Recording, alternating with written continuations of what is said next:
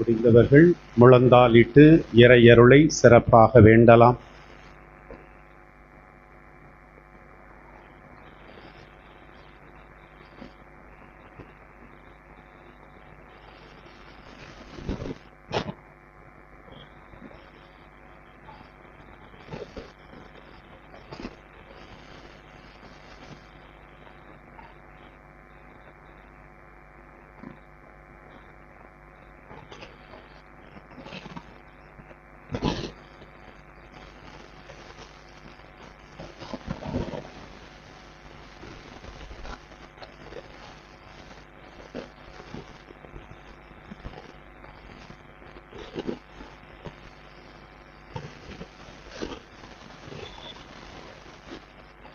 எழுந்து நிற்போம்.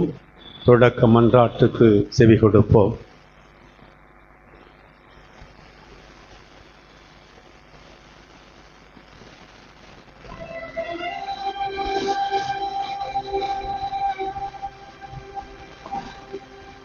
ஆண்டவரே, உம் திருமகன் கிறிஸ்து தமது இரத்தத்தை சிந்தி உம்மடியார்களுக்காக பாஸ்கா மறை நிகழ்வை ஏற்படுத்தினார். உமது இரக்கத்தை நினைவு கூர்ந்து நிலையான பாதுகாப்பால் அவர்களை புனிதப்படுத்துவீராக. என்றென்றும் வாழ்ந்து ஆட்சி செய்கின்ற அவர் வழியாக உம்மை மன்றாடுகின்றோம்.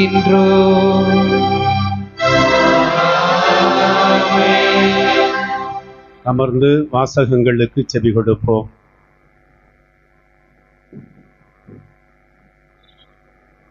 முதல் வாசகம் இறைவாக்கினர் எசையா நூலிலிருந்து வாசகம்.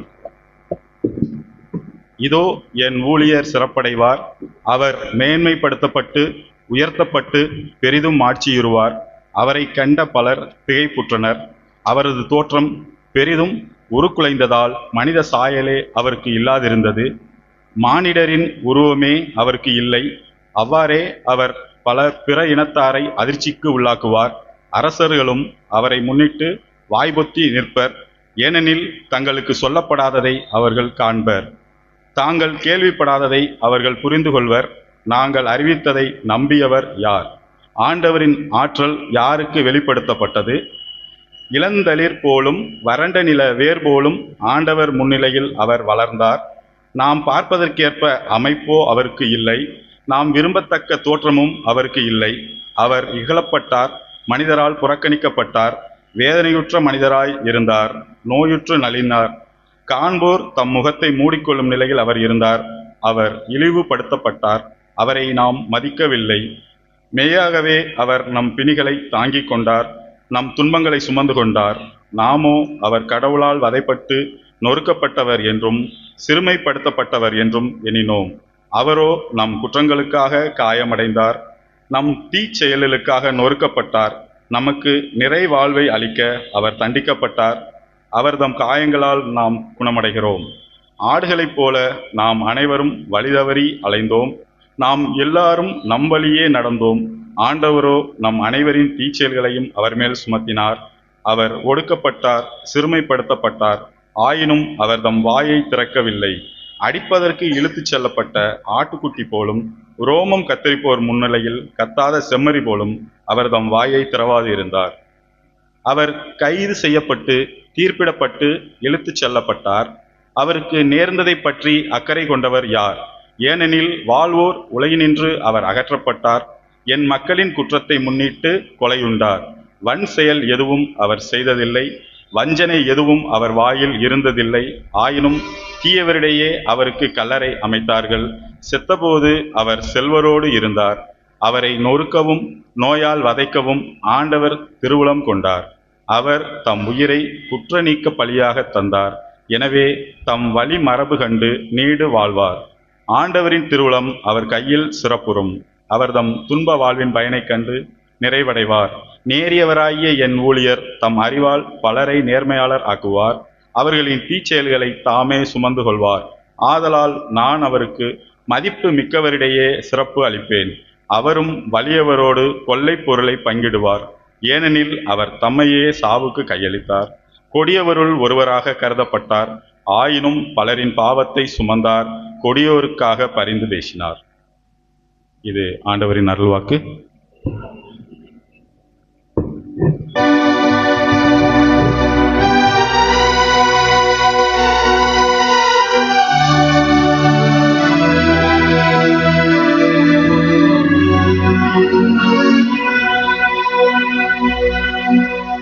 தந்தையே, உம் கையில் என் ஆவியை ஒப்படைக்கிறேன். தந்தையே, உம் கையில் என் ஆவியை ஒப்படைக்கிறேன்.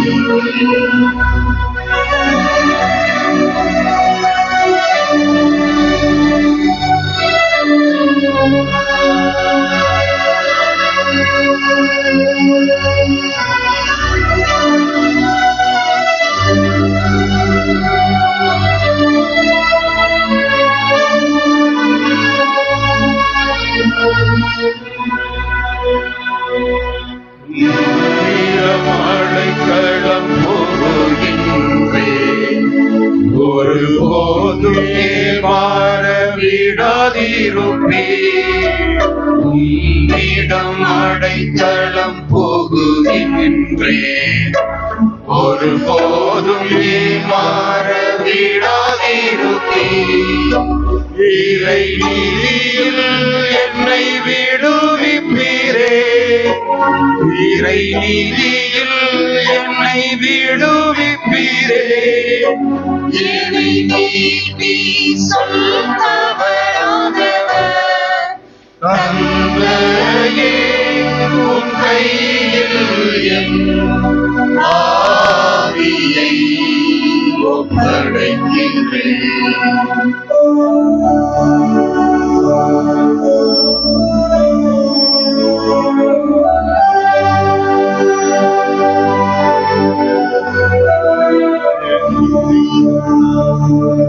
எதிரிகள் அனைவரின் பழி சொல்லுக்கும், என் அயலாரின் நகைப்பை நீக்கும்.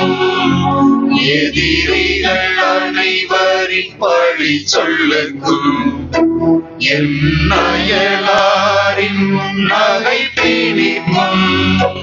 அறிந்தோர் அனைவரின் அச்சத்திற்கும், அறிந்தோர் அனைவரின் அச்சத்திற்கும். ஆளானே தக்க இலக்கானே, தந்தையே, உம் கையில் என் ஆவியை ஒப்படைக்கின்றேன்.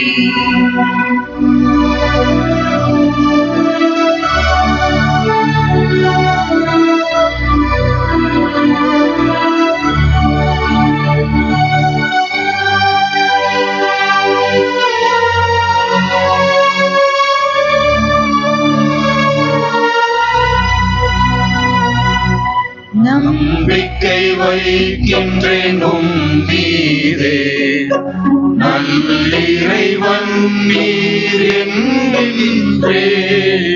நம்பிக்கை வைக்கின்றேன் உம் மீதே, நல்லிறைவன் நீர் என்கின்றேன்.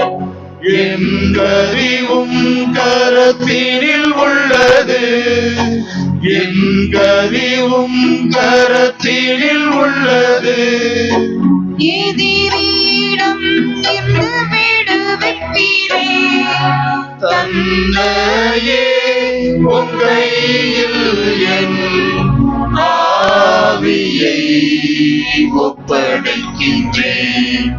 தந்தையே, உம் கையில் என் ஆவியை ஒப்படைக்கின்றேன்.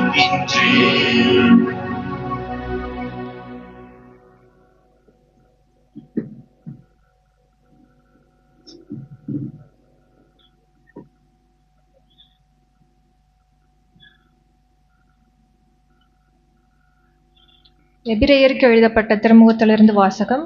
அதிகாரம் 4 இறை திருவார்த்தைகள் 14 முதல் 16 முடிய மற்றும் அதிகாரம் 5 இறை திருவசனங்கள் 7 முதல் 9 முடிய. வானங்களை கடந்து சென்ற இறைமகனாகிய இயேசுவை நாம் தனிப்பெரும் தலைமை குருவாக கொண்டுள்ளதால் நாம் அறிக்கையிடுவதை விட்டுவிடாது பற்றி கொள்வோமாக. ஏனெனில் நம் தலைமை குரு நம்முடைய வலுவின்மையைக் கண்டு இரக்கம் காட்ட இயலாதவர் அல்ல, மாறாக எல்லா வகையிலும் நம்மை போல சோதிக்கப்பட்டவர், எனினும் பாவம் செய்யாதவர். எனவே நாம் இரக்கத்தை பெறவும் ஏற்ற வேளையில் உதவக்கூடிய அருளை கண்டடையவும் அருள் நிறைந்த இறை அரியணையை துணிவுடன் அணுகிச் செல்வோமாக. அவர் இவ்வுலகில் வாழ்ந்த காலத்தில் தம்மை சாவிலிருந்து காப்பாற்ற வல்லவரை நோக்கி உரத்த குரல் எழுப்பி கண்ணீர் சிந்தி மன்றாடி வேண்டினார். அவர் கொண்டிருந்த இறைப்பற்று கலந்த அச்சத்தை முன்னிட்டு கடவுள் அவருக்கு செவிசாய்த்தார். அவர் இறைமகனாயிருந்தும் துன்பங்கள் வழியே கீழ்ப்படிதலை கண்டு கொண்டார். அவர் நிறைவுள்ளவராகி தமக்கு கீழ்ப்படிவோர் அனைவரும் என்றென்றும் மீட்படைய காரணமானார். ஆண்டவரின் அருள்வாக்கு.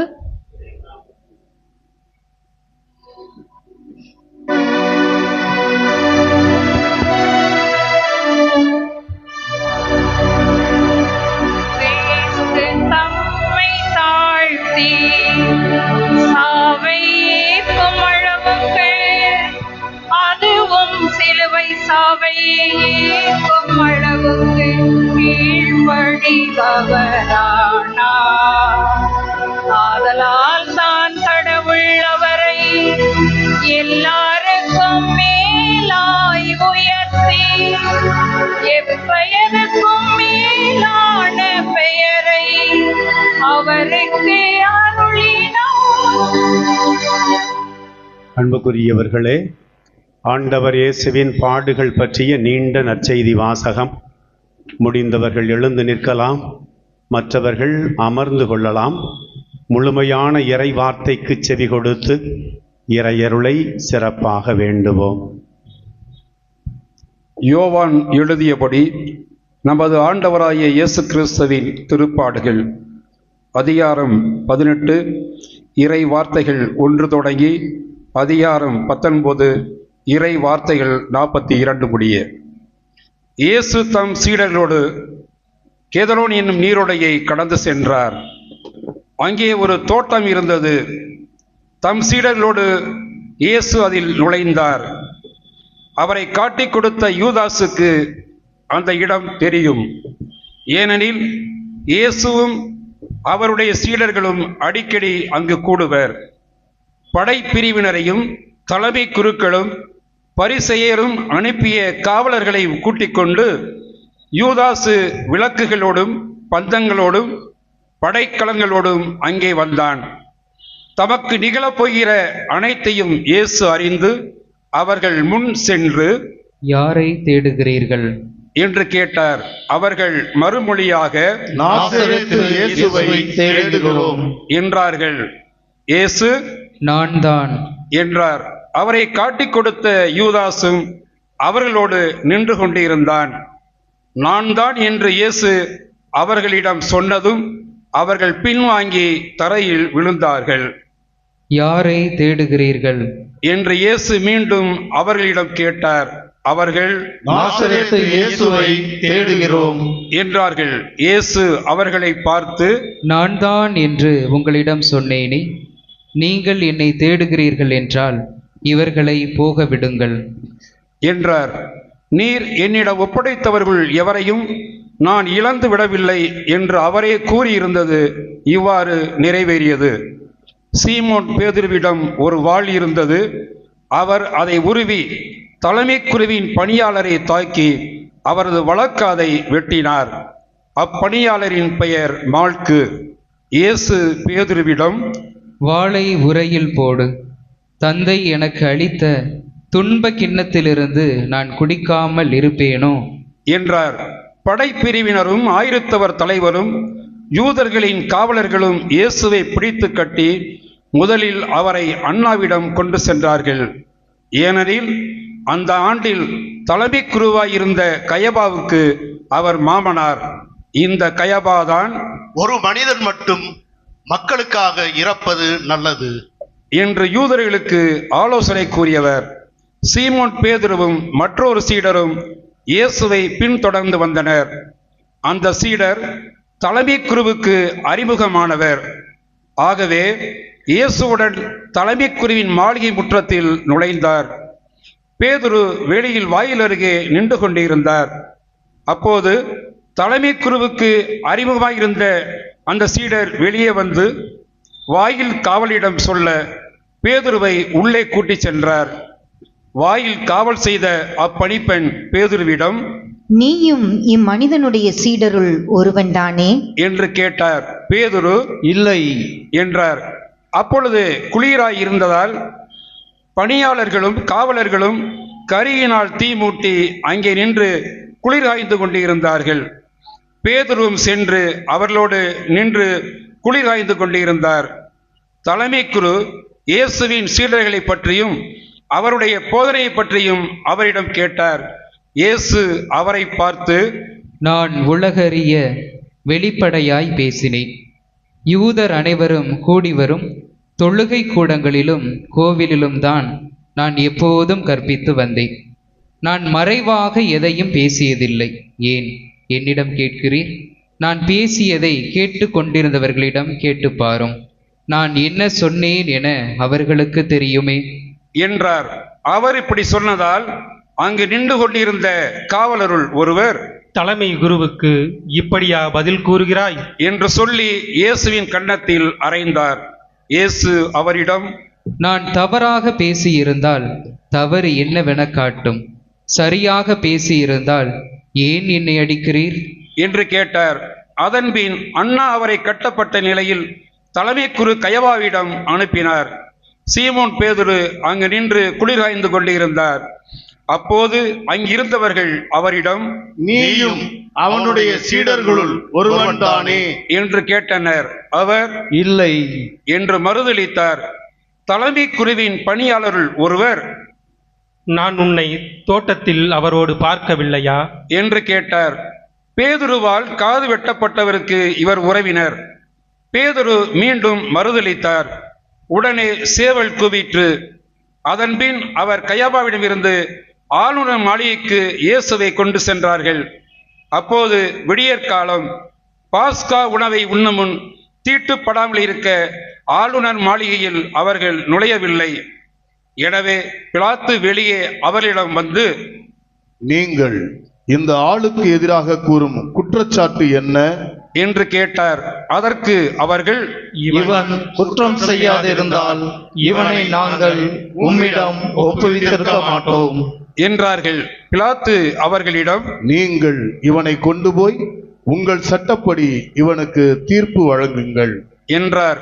யூதர்கள் அவரிடம், சட்டப்படி நாங்கள் யாருக்கும் மரண தண்டனை விதிக்க முடியாது என்றார்கள். இவ்வாறு தாம் எப்படிப்பட்ட சாவுக்கு உட்பட போகிறார் என்பதை குறிப்பிட்டு இயேசு கூறியிருந்ததை நிறைவேறச் செய்தார்கள். பிலாத்து மீண்டும் ஆளுநர் மாளிகைக்கு சென்று இயேசுவை கூப்பிட்டு அவரிடம், நீ யூதரின் அரசனா என்று கேட்டான். இயேசு மறுமொழியாக, நீராக இதை கேட்கிறீரா, அல்லது மற்றவர்கள் என்னை பற்றி உம்மிடம் சொன்னதை வைத்து கேட்கிறீரா என்று கேட்டார். அதற்கு பிலாத்து, நான் ஒரு யூதனா? என்ன, உன் இனத்தவரும் தலைமை குருக்களும் தானே உன்னை என்னிடம் ஒப்புவித்தார்கள். நீ என்ன செய்தாய் என்று கேட்டான். இயேசு மறுமொழியாக, எனது ஆட்சி இவ்வுலக ஆட்சி போன்றது அல்ல.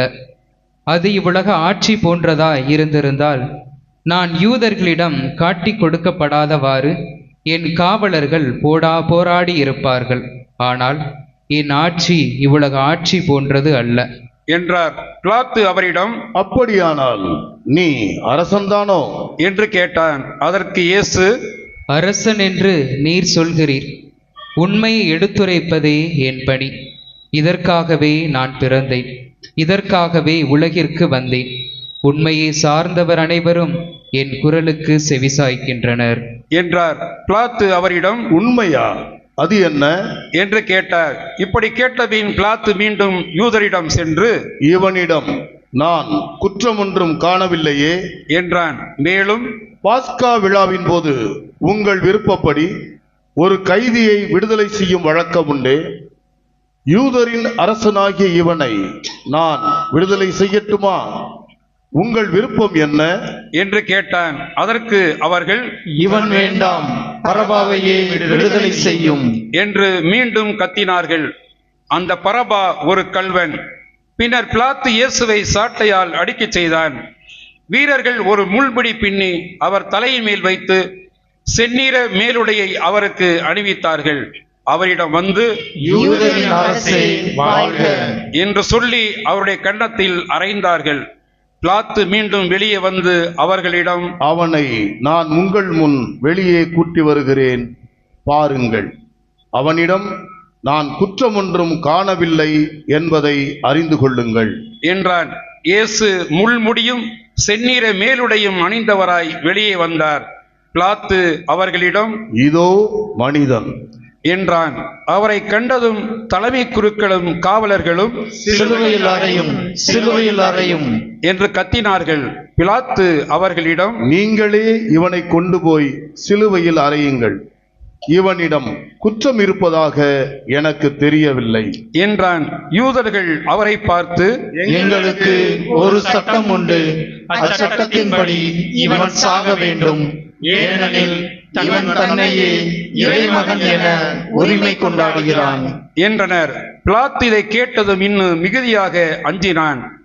அவன் மீண்டும் ஆளுநர் மாளிகைக்கு சென்று இயேசுவிடம், நீ எங்கிருந்து வந்தவன் என்று கேட்டான்.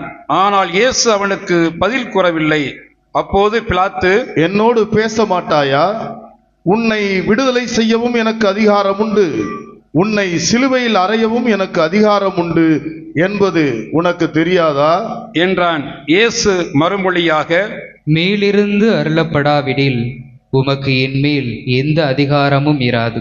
ஆகவே என்னை உம்மிடம் ஒப்புவித்தவன் தான் பெரும் பாவம் செய்தவன் என்றார். அது முதல் பிலாத்து அவரை விடுவிக்க வழி தேடினான். ஆனால் யூதர்கள், நீர் இவனை விடுவித்தால் சீசருடைய நண்பராய் இருக்க முடியாது, தம்மையே அரசராக்கிக் கொள்ளும் எவரும் சீசருக்கு எதிரி என்றார்கள். இவ்வார்த்தைகளை கேட்டதும் பிலாத்து இயேசுவை வெளியே கூட்டி வந்தான். கல்தலம் என்னும் இடத்தில் இருந்த நடுவர் இருக்கை மீது அவன்தான். அந்த இடத்திற்கு எபிரேய மொழியில் கபதா என்பது பெயர். அன்று பாஸ்கா விழாவுக்கு ஏற்பாடு செய்யும் நாள். ஏறக்குறைய நண்பகல் வேளை. பிலாத்து யூதர்களிடம், இதோ உங்கள் அரசன் என்றான். அவர்கள், ஒழிக, ஒழிக, அவனை சிலுவையில் அறையும் என்று கத்தினார்கள். பிலாத்து அவர்களிடம், உங்கள் அரசனை நான் சிலுவையில் அறைய வேண்டும் என்கிறீர்களா என்று கேட்டான். அதற்கு தலைமை குருக்கள், எங்களுக்கு சீசரை தவிர வேறு அரசர் இல்லை என்றார்கள். அப்போது பிலாத்து அவரை சிலுவையில் அறையுமாறு அவர்களிடம் ஒப்புவித்தான். அவர்கள் இயேசுவை தம் பொறுப்பில் ஏற்றுக்கொண்டார்கள். இயேசு சிலுவையை தானே சுமந்து கொண்டு மண்டை ஓட்டியிடம் என்னிடத்திற்கு சென்றார். அதற்கு எபிரேய மொழியில் கொல்கொதா என்பது பெயர். அங்கே அவர்கள் இயேசுவையும் அவரோடு வேறு இருவரையும் சிலுவையில் அறைந்தார்கள். அவ்விருவரையும் இரு பக்கங்களிலும் இயேசுவை நடுவிலுமாக அறைந்தார்கள். பிலாத்து குற்ற அறிக்கை ஒன்றை எழுதி அதை சிலுவையின் மீது வைத்தான். அதில் நாசரேத்து இயேசு யூதர்களின் அரசன் என்று எழுதியிருந்தது. இயேசு சிலுவையில் அறையப்பட்ட இடம் நகரத்துக்கு அருகில் இருந்ததால் யூதருள் பலர் இந்த குற்ற அறிக்கையை வாசித்தனர். அது எபிரேயம், லத்தீன், கிரேக்கம் ஆகிய மொழிகளில் எழுதப்பட்டிருந்தது. யூதரின் தலைமை குருக்கள் பிலாத்திடம், யூதரின் அரசன் என்று எழுத வேண்டாம், மாறாக யூதரின் அரசன் நான் என்று அவனே சொல்லிக் கொண்டதாக எழுதும் என்று கேட்டுக்கொண்டார்கள். பிலாத்து அவர்களை பார்த்து, நான் எழுதியது எழுதியதே என்றான். இயேசுவை சிலுவையில் அறைந்தபின் படைவீரர் அவருடைய மேலுடைகளை 4 பாகமாக பிரித்து ஆளுக்கு ஒரு பாகம் எடுத்துக்கொண்டார்கள். அங்கியையும் அவர்களை எடுத்துக்கொண்டார்கள். அந்த அங்கி மேலிருந்து கீழ் வரை தையலே இல்லாமல் நெய்யப்பட்டிருந்தது. எனவே அவர்கள் ஒருவரை ஒருவர் நோக்கி, அதை கிழிக்க வேண்டாம், அது யாருக்கு கிடைக்கும் என்று பார்க்க சீட்டு குலுக்கி போடுவோம் என்றார்கள். என் ஆடைகளை தங்களுக்குள் பகிர்ந்து கொண்டார்கள், என் உடை மீது சீட்டு போட்டார்கள் என்னும் மறைநூல் வாக்கு இவ்வாறு நிறைவேறியது. சிலுவை அருகில் இயேசுவின் தாயும் தாயின் சகோதரியும் குளோப்பாவின் மனைவியுமான மரியாவும் மகதலா மரியாவும் நின்று கொண்டிருந்தனர். இயேசு தம் தாயையும் அருகில் நின்ற தம் அன்பு சீடரையும் கண்டு தம் தாயிடம், அம்மா, இவரே உம் மகன் என்றார். பின்னர் தம் சீடரிடம், இவரே உம் தாய் என்றார். அந்த நேரம் முதல் அச்சீடர் அவரை தம் வீட்டில் ஏற்று ஆதரவளித்து வந்தார். இதன் பின் அனைத்தும் நிறைவேறிவிட்டது என்பதை அறிந்த இயேசு, தாகமாயிருக்கிறது என்றார். மறைநூலில் எழுதியுள்ளது நிறைவேறவே இவ்வாறு சொன்னார். அங்கே ஒரு பாத்திரம் நிறைய புளித்த திராட்சை ரசம் இருந்தது. அதில் கடற்பஞ்சை நன்கு தோய்த்து ஈசோப்பு தண்டில் பொருத்தி அதை அவர்கள் அவரது வாயில் வைத்தார்கள். அந்த ரசத்தை குடித்ததும் இயேசு, எல்லாம் நிறைவேறிற்று என்று கூறி தலை சாய்த்து ஆவியை ஒப்படைத்தார். அனைவரும் முழந்தாள் படியிட்டு ஜெபிப்போம்.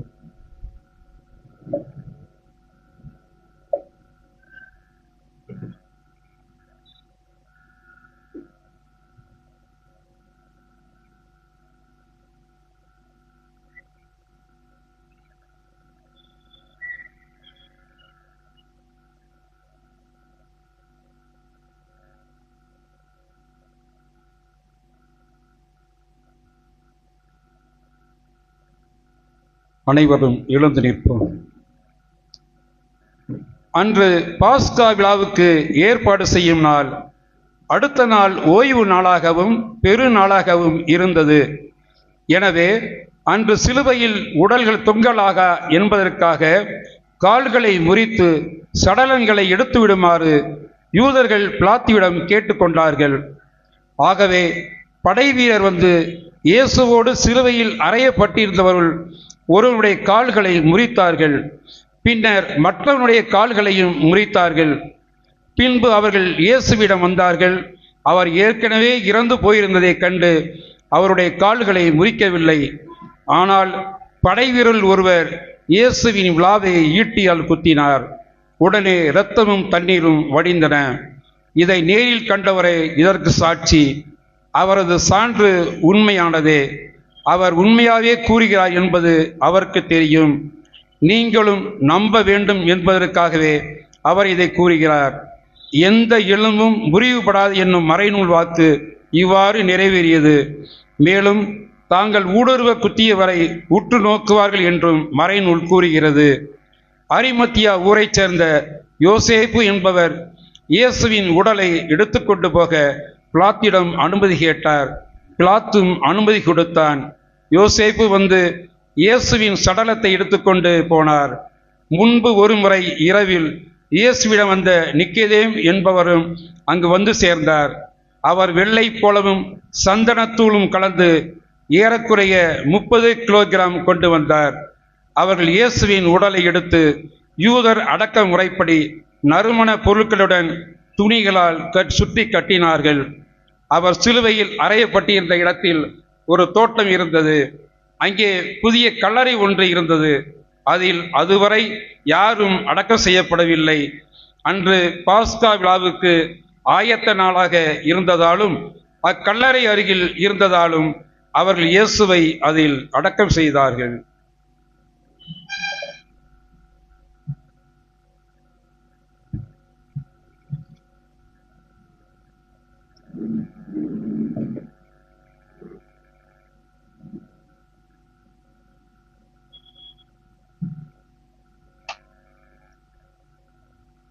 இயேசு கிறிஸ்துவில் சகோதரிகளே, சகோதரரே, ஆண்டவர் இயேசுவினுடைய பாடுகளின் பாதையில் நடந்து யோவான் நற்செய்தியின்படி வாசிக்கப்பட்ட அவருடைய பாடுகளை தியானித்து அமர்ந்திருக்கும் உங்களுக்கு அவருடைய பாடுகள் நம்முடைய வாழ்க்கை பாதைக்கு ஒளியூட்ட, பொருள் கொடுக்க உங்களுக்காக ஜெபிக்கின்றேன். இறையருள் நிறைவாக இருக்க வாழ்த்துகின்றேன். ஒரு சிறிய கற்பனை. நீங்கள் உங்கள் நண்பர்கள் 2-3 சேர்ந்து ராமநாதபுரத்திலிருந்து பரமக்குடியை நோக்கி காரிலே பயணிக்கின்றீர்கள். பாதி வழி செல்கின்ற பொழுது ஒரு கூட்டம் சாலையோரம் இருக்கிறது. இறங்கிச் சென்று பார்க்கிறீர்கள். ஒருவர் அடிக்கப்பட்டு கொலை செய்யப்பட்டிருக்கிறார், இரத்தம் சிந்திய நிலையில். விசாரிக்கிறீர்கள் என்ன நடந்தது என்று. சொல்லுகிறார்கள், ஆற்றிலே மணல் கொள்ளை நடந்தது. அதை இவர் தட்டி கேட்டார், காவல்துறைக்கு செய்தி கொடுத்தார், தடுக்க முயற்சித்தார். ஆகையினால் மணலை திருடிய கும்பல் இவரை கொலை செய்து விட்டது என்று. உங்களது பயணம் தொடர்கிறது. ஒருவர் சொல்லுகிறார், நீங்கள் சொல்லலாம், நல்லதுக்கு காலமே இல்லை, இப்படிப்பட்ட மனிதர்களை கொல்லுகின்ற அவல நிலை இங்கு இருக்கிறதே என்று. உங்களுடைய நண்பர் ஒருவர் சொல்லுகிறார், இவன் ஏற்கனவே ஒரு பெரிய கிரிமினல், இவனுக்குத்தான் எல்லாம் தெரியும் நடந்து கொண்டிருந்தான், அவன் தலைவிதி சரிதான். இன்னொருவர் சொல்லுகிறார், ஏன் இவனுக்கு எப்படி நடந்தது என்று தெரியவில்லை, ஆனால் ஒன்று செய்திருக்கலாம், ஊரோடு ஒத்துப்போய் இருந்திருக்கலாம். நாய் வாழுது பூனை தாலி இருக்குது, எனக்கென்ன என்று இருந்திருந்தான் என்றால் இவன் மரித்திருக்க மாட்டான். ஏதோ ஊரை திருத்தப் போகிறானாம், மாற்றப் போகிறானாம், பாருங்கள் எப்படி முடிந்தது என்று பேசிக்கொள்கிறீர்கள். இப்படித்தான் 2000 ஆண்டுகளுக்கு முன்பும் ஒரு கொலை நடந்தது. பலரும் பலவிதமாக பேசினார்கள். இயேசுவை சிலுவையில் அறைந்த பொழுது யூதர்களின் அரசன் இவன் என்று எழுதி அந்த பலகையை பிலாத்து வைக்கச் சொல்லுகிறான். 3 மொழிகளில் எழுதப்பட்டிருக்கிறது. எபிரேய மொழி, கிரேக்க மொழி, லத்தீன் மொழி. எபிரேய மொழி யூதர்கள் பேசுகின்ற வழக்கு மொழி. கிரேக்க மொழி என்பது அந்த மத்திய தரைக்கடல் பகுதி முழுவதும் எருசலேமையும் இஸ்ரேலையும் தாண்டி அந்த பகுதியில் அதிகமாக கோலோச்சி செய்த மொழி கிரேக்க மொழி. ரோமை மொழி ஆட்சி மொழி, ரோமையர்கள் ஆண்டு கொண்டிருந்தார்கள். அந்த வழியிலே செல்லுகின்ற ரோமையர்களும் எபிரேயர்களும் கிரேக்கர்களும் அதை வாசிப்பதற்காக வைக்கப்பட்டிருக்கிறது. யூதர்களை பொறுத்த மட்டில் இப்படி சிலுவையில் தொங்குகிறவர்கள் யார் என்றால் கடவுளால் சபிக்கப்பட்டவர்கள், இணைச்சட்ட நூலில் எழுதப்பட்டிருக்கிறது. ஆகையினால் மரத்திலே தொங்கவிடப்பட்டவன் சபிக்கப்பட்டவன், கடவுளால் தண்டிக்கப்பட்டவன் என்று பெரும்பாலான யூதர்கள் கருதினார்கள். கிரேக்கர்களை பொறுத்த மட்டில் நல்ல சாவு என்பது ஒரு நிதானமான சாவு. துன்பங்கள் பட்டாலும் வேதனை பட்டாலும் முணுமுணுக்காமல், பரபரப்பு செய்யாமல், தானே அனைத்தையும் தாங்கிக் கொண்டு ஒரு சலனமற்ற நிலையில் இறப்பை எதிர்கொள்வதுதான் உயர்ந்த சாவு. அதற்கு மாறாக நடக்கின்ற சாவு எல்லாமே அவச்சாவு. அதுவும் சிலுவை மரத்திலே ஒருவன் இவ்வளவு கேவலமாக கொல்லப்பட்டிருக்கிறான் என்றால் அவர்களால் அதை ஏற்றுக்கொள்ளவே முடியாது. அவர்களை பொறுத்த மட்டில் அது அவச்சாவு. ரோமையர்களை பற்றி சொல்ல தேவையில்லை. அவர்கள் இஸ்ரேலை காலனி, பாலஸ்தீனத்தை காலனி நாடாக வைத்திருக்கிறார்கள். யார் சிறிய கிளர்ச்சி செய்தாலும் அவர்கள் கொடுக்கின்ற தண்டனை அந்த சிலுவை சாவு.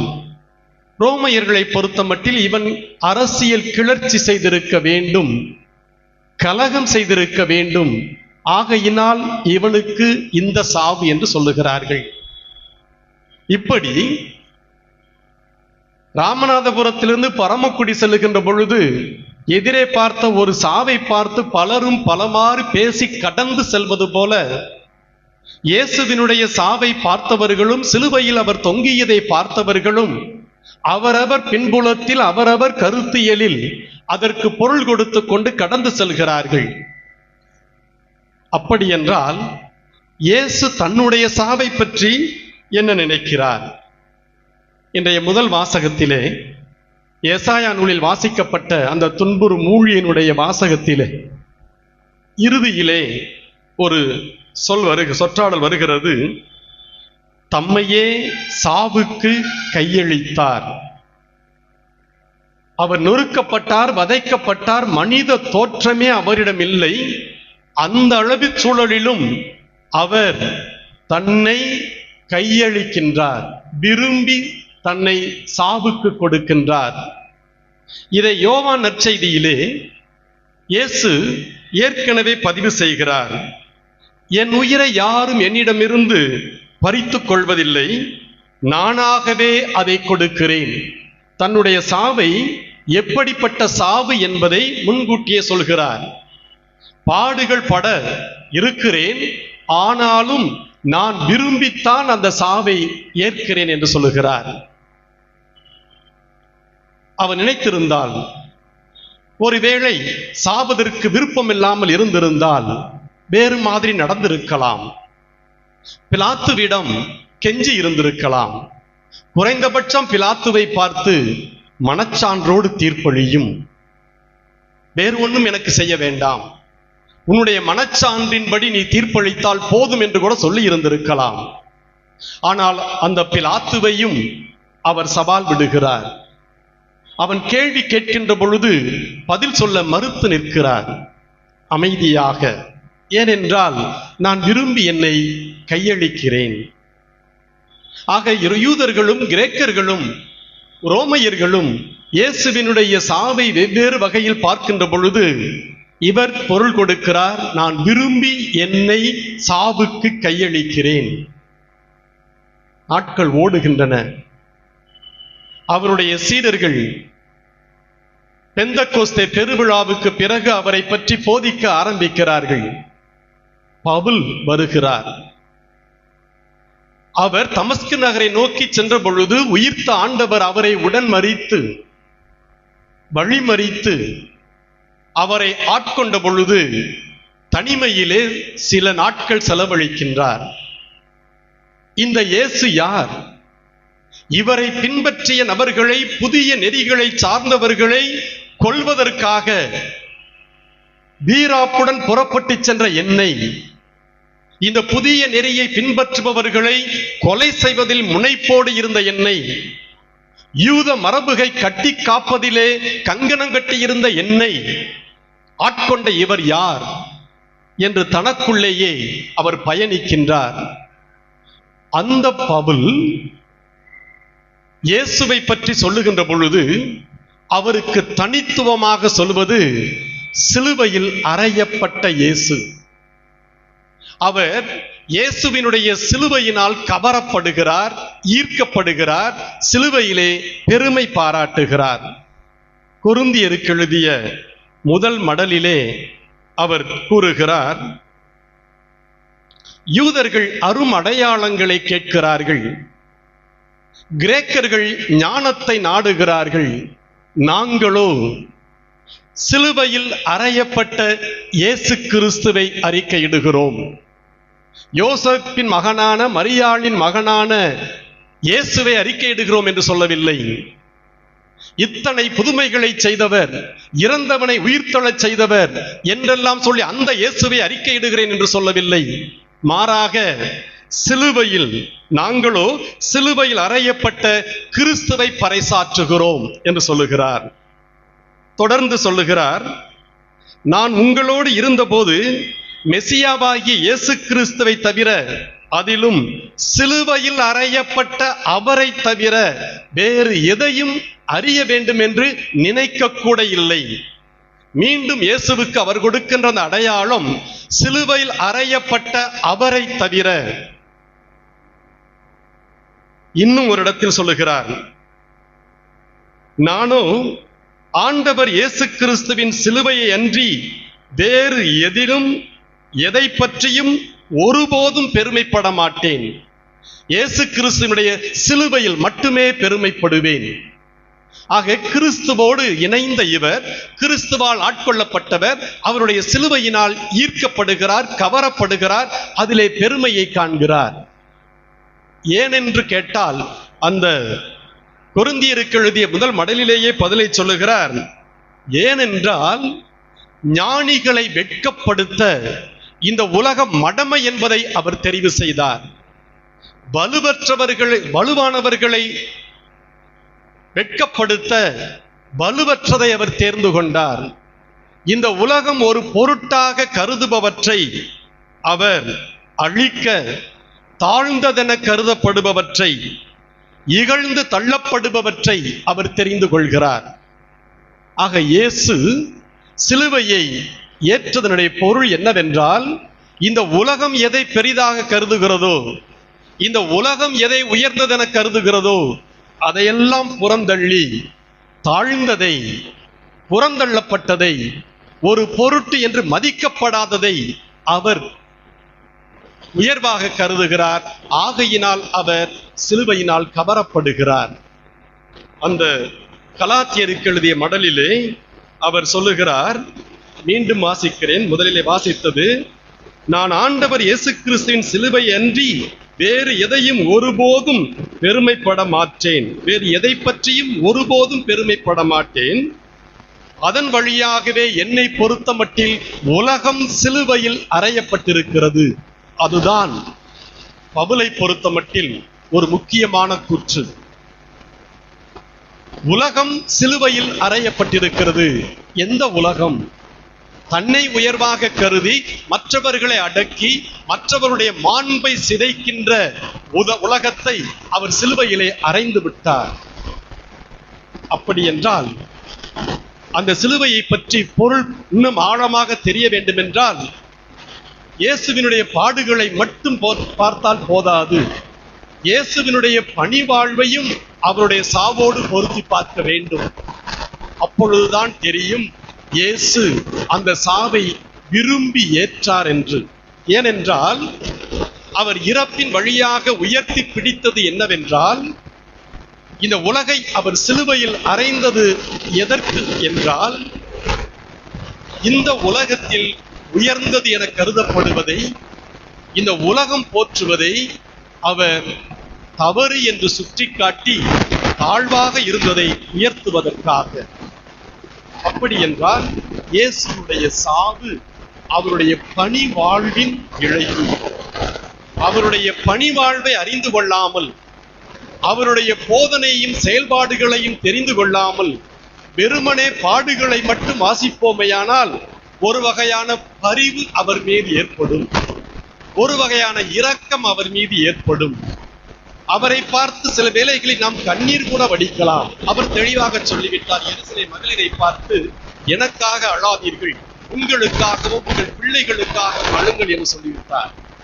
அப்படி என்றால் இவருடைய பணிவாழ்வின் விளைவு சிலுவை. அந்த சிலுவையை விரும்பி ஏற்கிறார். அப்படி என்ன அவர் பணி செய்தார்? அவர் பணி செய்கின்ற பொழுதே இந்த சிலுவையை அவர் தழுவ ஆரம்பித்து விட்டார். பணிவாழ்வை ஒருபுறம் பின்னோக்கி பார்த்தால், ஒரே ஒரு கருத்தியலை மட்டும் பார்த்தால் போதும். அவர் வாழ்ந்த சமூகத்தில் தூய்மை அசுத்தம் என்கின்ற ஒரு கருத்தியல் யூத மக்களிடையே நிலவியது. ஆங்கிலத்தில் சொன்னால் பொல்யூஷன், பியூரிட்டி அண்ட் பொல்யூஷன். யூதர்கள் தங்களுடைய சமயத்தையே இந்த கருத்தியலை வைத்துத்தான் கட்டமைத்திருந்தார்கள். அவர்களை பொறுத்த மட்டில் சில நபர்கள் தூய்மையானவர்கள், சில நபர்கள் அசுத்தமானவர்கள், சில இடம் தூய்மையானது, சில இடம் அசுத்தமானது. சில பொருட்கள் தூய்மையானது, சில பொருட்கள் அசுத்தமானது. அசுத்தமானதை தொடுகின்ற பொழுதெல்லாம் தீட்டுப்படும். ஆகையினால் எதையெல்லாம் அந்த யூத சமூகம் சமய சட்டத்தின் வழியாக அசுத்தம் என்று சொன்னதோ அதை தொடக்கூடாது, அவர்களிடம் நெருங்கக்கூடாது. அப்படி நெருங்கினால் அவர்களும் அசுத்தமாக்கப்படுவார்கள், தீண்டு மனிதராக மாறிவிடுவார்கள். அப்படி இருந்த ஒன்றை அவர் உடைக்கின்றார். அது மட்டுமல்ல, தூய்மையிலும் கூட படிநிலை உண்டு. சிலர் அதிகமான தூய்மை உடையவர்கள், இடங்களிலும் கூட அதிகமான தூய்மை உள்ள இடம் உண்டு. குறிப்பாக சொன்னால் குருக்கள், தலைமை குரு அதிகமாக தூய்மை உடையவர்கள், அதற்கு கீழ் படிப்படியாக மற்றவர்கள். எருசலேம் ஆலயத்தில் அந்த தூயகம் இருக்கின்ற இடம் இந்த உலகத்திலேயே புனிதமான இடம். அதற்கப்புறம் அந்த எருசலேம் ஆலயம் புனிதமானது, அதற்கடுத்து எருசலேம் நகர் புனிதமானது, அதற்கடுத்து பாலஸ்தீனம் முழுவதுமே புனிதமானது, அதற்கடுத்துத்தான் இந்த உலகில் பிற பகுதிகளில் இருப்பவர்கள். இப்படி நபர்களையும் இடங்களையும் தூய்மை அசுத்தம் என்று வைத்து அசுத்தமானவர்களை எல்லாம் ஒதுக்கிய, புறந்தள்ளிய, தீண்டத்தகாதவர்கள் என்று சொன்ன அந்த சமூகத்தில் அந்த கருத்தியலை உடைத்தார். ஆகையினால் அவர் கொலை செய்யப்பட்டார். உதாரணத்திற்கு நாம் எடுத்துக்கொள்வோம் சமாரியர் ஓமை. அந்த சமாரியர் ஓமையிலே அவர் என்ன சொல்லுகிறார்? குருக்களையும் லேவியரையும் அவர் சாடுகிறார். ஆலயத்திலே பணி செய்வதற்காக அவர்கள் ஒதுக்கப்பட்டவர்கள், புனிதமான இடத்தில் புனித பணியை செய்கின்ற புனிதமானவர்கள். அவர்களை சமாரியரோடு ஒப்பிடுகிறார். ஆலயத்திற்குள்ளே நுழைவதற்கு தடை செய்யப்பட்டவர்கள் சமாரியர்கள், யூத மக்களோடு பழகுவதற்கு தடை செய்யப்பட்டவர்கள் சமாரியர்கள். அந்த சமாரியர் இந்த குருக்களையும் லேவியரையும் விட அந்த சமாரியன் உயர்ந்தவன் என்று சொல்லுகிறார். இதை விட அந்த குருக்களுக்கும் லேவியருக்கும் அவர் சவுக்கடி கொடுக்க தேவையில்லை. சமாரிய பெண்ணோடு உறவாடி அந்த பெண்ணை ஒரு நற்செய்தி பணியாளராகவே, அறிவிப்பாளராகவே மாற்றுகிறார். பெண்களை அசுத்தம் உள்ளவர்கள் என்று அந்த சமூகம் சொன்னது. இரத்தப்போக்கு இருப்பதனால் பெண்கள் அடிப்படையிலேயே அசுத்தமானவர்கள் என்பது அவர்களுடைய வாதம், கருத்தியல். ஆகையினால் தான் இரத்தப்போக்குடைய பெண் ஒருத்தி தன்னை தொட்ட பொழுது, தன்னிடம் சக்தி வெளியேறிய பொழுது அந்த பெண் அதை ஏற்றுக்கொள்வதற்கு கூட அஞ்சுகிறாள். அவளை பார்த்து, மகளே, உன் நம்பிக்கை உன்னை குணமாக்கிற்று என்று அனுப்பி வைக்கிறார். அதே போல சில தொழில்களை செய்பவர்களும் அசுத்தமானவர்கள், ஆயக்காரர்கள், வரிதண்டுபவர்கள். அவர்கள் அசுத்தமானவர்கள், அவர்கள் இருக்கின்ற வீடும் அசுத்தமானது, செல்லக்கூடாது. ஆகையினால் தான் இயேசுவினுடைய சீடர்களை பார்த்து பரிசேயர்கள், உங்களுடைய போதகர் ஏன் போய் வரிதண்டுபவருடைய ஆயக்காருடைய இல்லத்திற்கு சென்று சாப்பிடுகிறார்கள் என்று சொன்னார்கள். அதே போல விலை மகளிர், பாலியல் தொழிலில் செய்பவர்களும் அசுத்தமானவர்கள், பாவிகள். ஆகையினால் தான் பரிசேயன் சீமோன் வீட்டில் இயேசு உணவருந்துகின்ற பொழுது பாவி பெண்ணொருத்தி அவரிடம் வந்து அவருடைய காலடிகளை தொட்டு கழுவிய பொழுது சீமோன் அங்கிருந்து சொல்லுகிறார், இவர் ஒரு இறைவாக்கினராக இருந்தால் இவள் யார், இவள் எத்தகையவள் என்று அறிந்திருக்க வேண்டுமே, இவள் பாவியாயிற்றே. சில தொழில்களை செய்பவர்கள் பாவிகள் என்று கூட பட்டம் சூட்டப்பட்டார்கள். ஆனால் இயேசு அந்த பெண்ணை தன்னை தொட அனுமதித்து, நீயும் சுத்தமானவள் தான் என்று சொல்லுகிறார். இதைவிட மத்தேயு நற்செய்தியிலே பரிசேயர்களுக்கு அவர் கொடுக்கின்ற சவுக்கடி பெரிது. பரிசேயர்களுடைய வெளிவேடத்தை சுட்டிக்காட்டி சொல்லுகிறார், விலை மகளிரும் வரிதண்டுவோரும் உங்களுக்கு முன் இறையாட்சிக்கு செல்வர். வரிதண்டுபவர்களும் விலை மகளிரும் உங்களுக்கு முன் இறையாட்சிக்கு உட்படுவர். அப்படி என்றால் நீங்கள் யாரை பாவிகள் என்று சொல்லுகிறீர்களோ, நீங்கள் யாரை அசுத்தமானவர்கள் என்று சொல்லுகிறீர்களோ, அவர்கள் கடவுள் முன்னிலையில் உங்களை விட உயர்ந்தவர்கள். நீங்கள் புனிதமானவர்கள் என்று சொல்லிக் கொள்கிறீர்களே, உங்களை விட அவர்கள் உயர்ந்தவர்கள். அதிகார மையங்களை கேள்வி கேட்டார். ஏன்? சமய சட்டங்களுக்கு, மரபுகளுக்கு அவர் மறுவாசிப்பு செய்து அர்த்தம் கொடுக்கிறார். ஓய்வு நாள், மனிதனுக்காக, மனிதன் ஓய்வு நாளுக்காக அல்ல. ஆகையினால் ஓய்வு நாளில் ஆபிரகாமின் மகள் ஒருத்தியை குணப்படுத்துவது தவறா? உன்னுடைய மாடு கிணற்றில் விழுகும் பொழுது அதை ஓய்வு நாள் என்று பார்க்காமல் தூக்கி விடுகிறியே. ஆனால் ஆபிரகாமின் மகள், ஆபிரகாமின் மகன் இத்தனை ஆண்டுகளாக கட்டுப்பட்டு இருக்கிறார்களே, அவர்களுக்கு குணமளிப்பது சரியா தவறா என்று கேட்கின்ற பொழுது ஒருவர் கூட பதில் சொல்ல முன்வரவில்லை.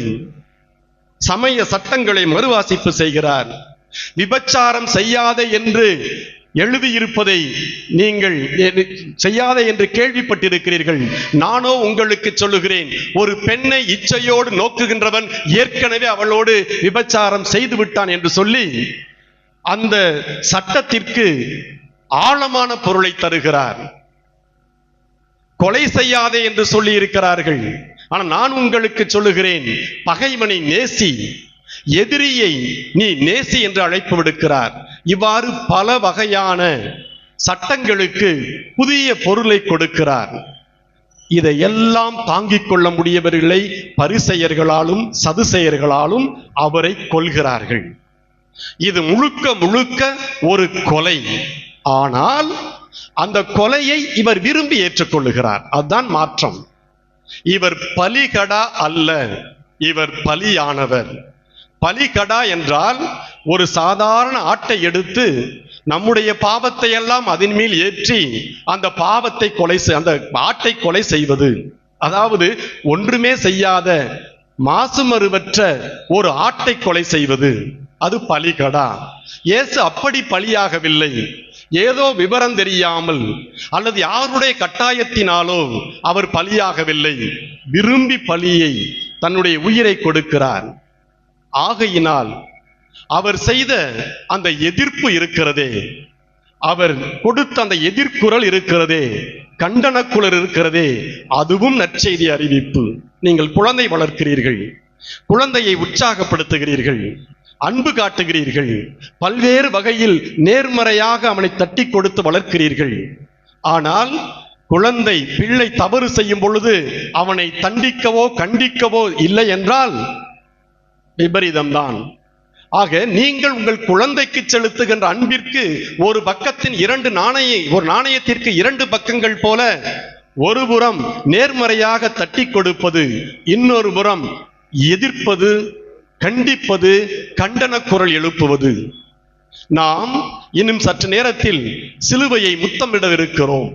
அந்த சிலுவையை நெருங்கி செல்லுகின்ற பொழுது அவர் நம்மிடம் நிச்சயம் கேட்பார், நான் விரும்பி என்னை கையளித்தேன், இந்த சமூகத்தின் அவலங்களுக்கு எதிர்குரல் கொடுத்தேன் என்று நம்மை பார்த்து கேட்பார். நீ என்ன செய்கிறாய் என்று அவர் நம்மை பார்த்து கேட்கும் நேரம் தொலைவில் இல்லை. ஆகவே தயவு செய்து அழ வேண்டாம், கண்ணீர் சிந்த வேண்டாம், சோகமும் கூட வேண்டாம். இது கொண்டாடப்பட வேண்டிய நாள். ஆண்டவர் இயேசு எனக்காக மரித்தவர் என்று கொண்டாடப்பட வேண்டிய நாள். தென் அமெரிக்க நாடுகளிலே இந்த பெரிய வெள்ளிக்கிழமை என்பது ஒரு கொண்டாட்டத்தோடு தான் நிறைவு பெறும். அப்படித்தான் கொண்டாட வேண்டுமே ஒழிய, அந்த சிலுவை நமக்கு விடுக்கின்ற சவால்களை ஏற்றுச் சொல்ல வேண்டுமே ஒழிய, அவருக்காக அழ அவர் யாரையும் கேட்க கிடையாது. ஏனென்றால் அவர் பலிகடா ஆகவில்லை. அப்ப நாம் என்ன செய்ய வேண்டும்? அவர் எப்படி எதிர்குரல் கொடுத்தார்? அவர் போராடவில்லை, தெருவுக்கு செல்லவில்லை, பேரணி நடத்தவில்லை, கோஷங்கள் போடவில்லை, முழக்கங்கள் போடவில்லை. ஆனால் எப்பொழுதெல்லாம் மனித மாண்பை நிலைநாட்டினாரோ, மனித மாண்பு மறுக்கப்பட்ட பொழுது அந்த மக்களுக்கெல்லாம் மனித மாண்பை நிலைநாட்டினாரோ, அப்பொழுதெல்லாம் அங்கு அவர் சமத்துவத்தை கொண்டு வந்தார்.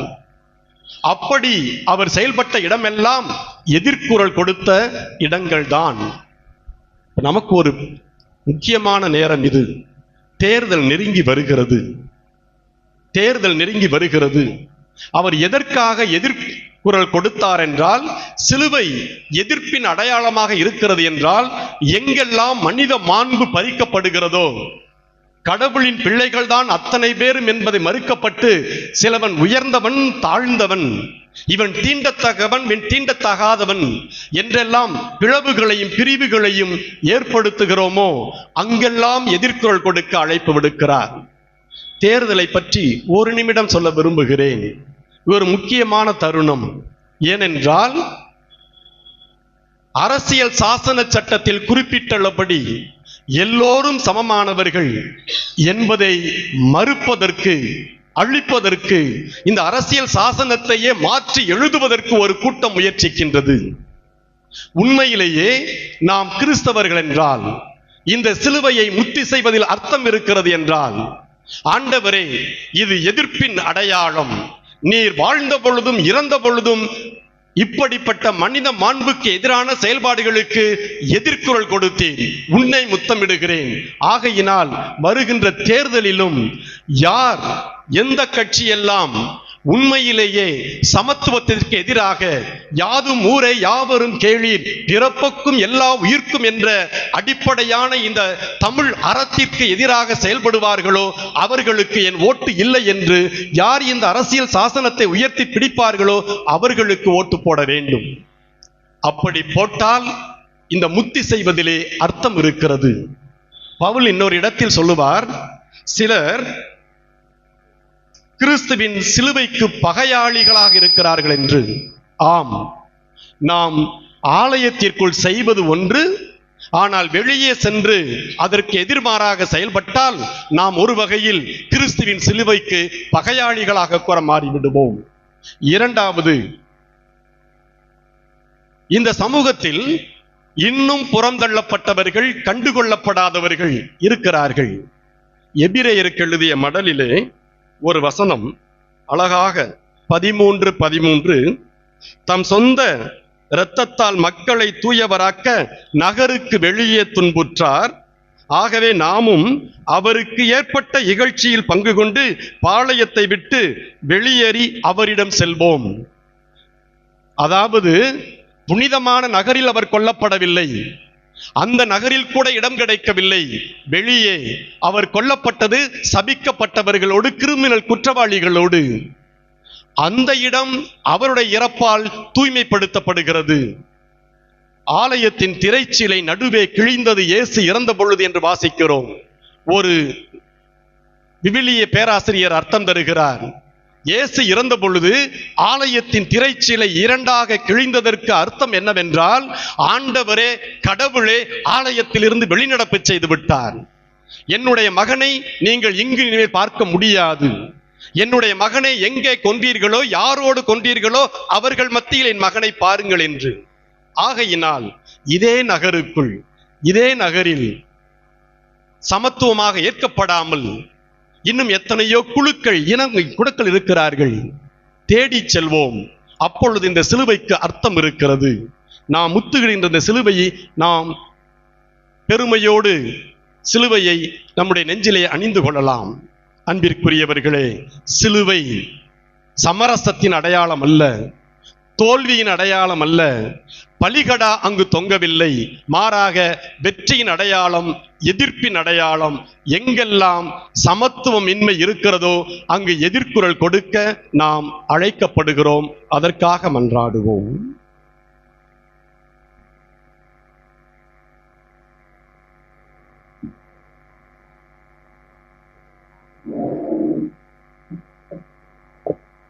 அன்பிற்கினியவர்களே, பொது மன்றாட்டுகளுக்காக அனைவரும் எழுந்து நிற்போம்.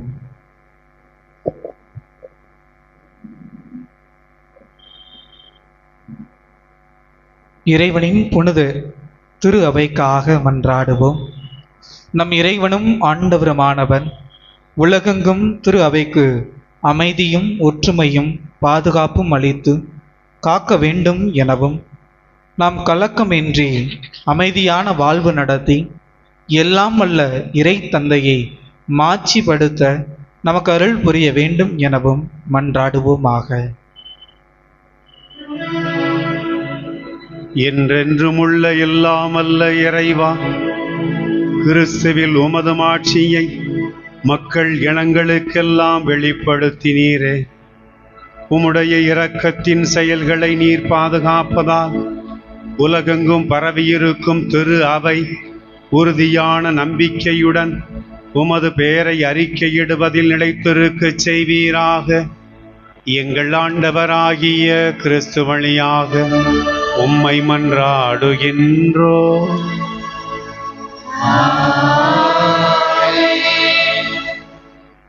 நம் புனித திருத்தந்தை லியோவிற்காக மன்றாடுவோம். தலைமை ஆயர் நிலைக்கு அவரை தேர்ந்தெடுத்த நம் இறைவனும் ஆண்டவருமானவர் எவ்வகை தீங்கும் இன்றி அவரை பேணி காப்பாராக. அதனால் அவர் இறைவனின் புனித மக்களை வழிநடத்தி நம்முடைய புனித திரு அவையை வலம் வரச் செய்ய வேண்டும் என மன்றாடுவோமாக. என்றென்றும் உள்ள எல்லாமல்ல இறைவா, உமது திட்டப்படியே அனைத்தும் அமைக்கப்பட்டுள்ளன.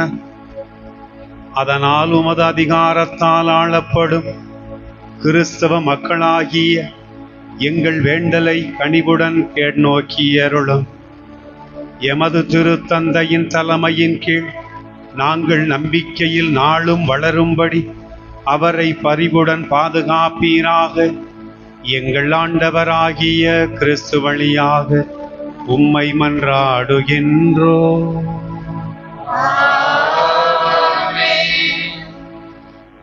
நம் ஆயர் ஆனந்தத்திற்காகவும் திரு அவையில் உள்ள எல்லா ஆயர்கள், அருள் பணியாளர்கள், திருத்தொண்டர்கள், நம்பிக்கையாளர் ஆகிய அனைவருக்காகவும் மன்றாடுவோமாக.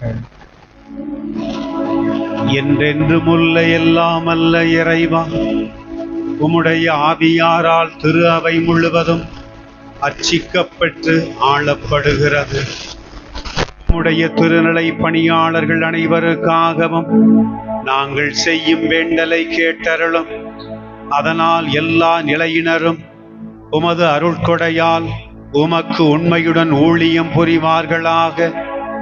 எங்கள் ஆண்டவராகிய கிறிஸ்து வழியாக உம்மை மன்றாடுகின்றோ.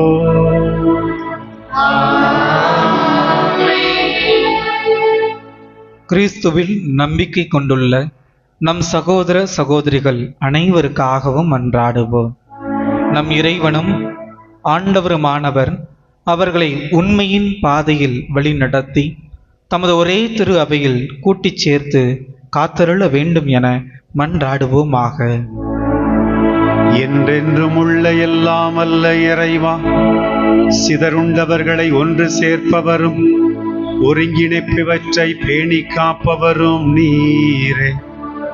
உம் திருமகனின் மந்தையை கனிவுடன் கண்ணோக்கி அருளும். இவ்வாறு ஒரே திருமுழுக்கினால் தூய்மைப்படுத்திய அவர்களை நம்பிக்கையின் முழுமையால் இணைத்து அதன் பின் பிணைப்பால் ஒன்று சேர்ப்பீராக. எங்கள் ஆண்டவராகிய கிறிஸ்து வழியாக உம்மை மன்றாடுகின்றோ.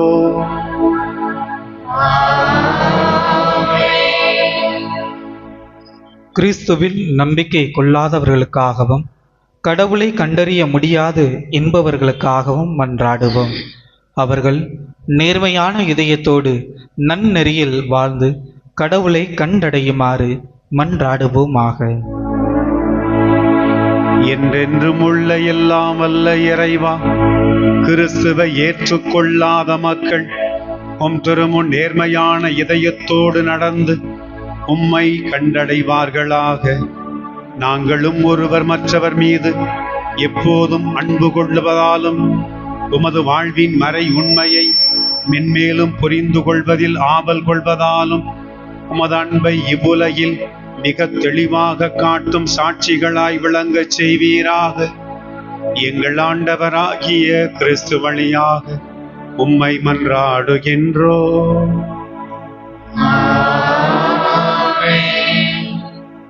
நாடுகளை ஆளும் அனைவருக்காகவும் மன்றாடுவோம்.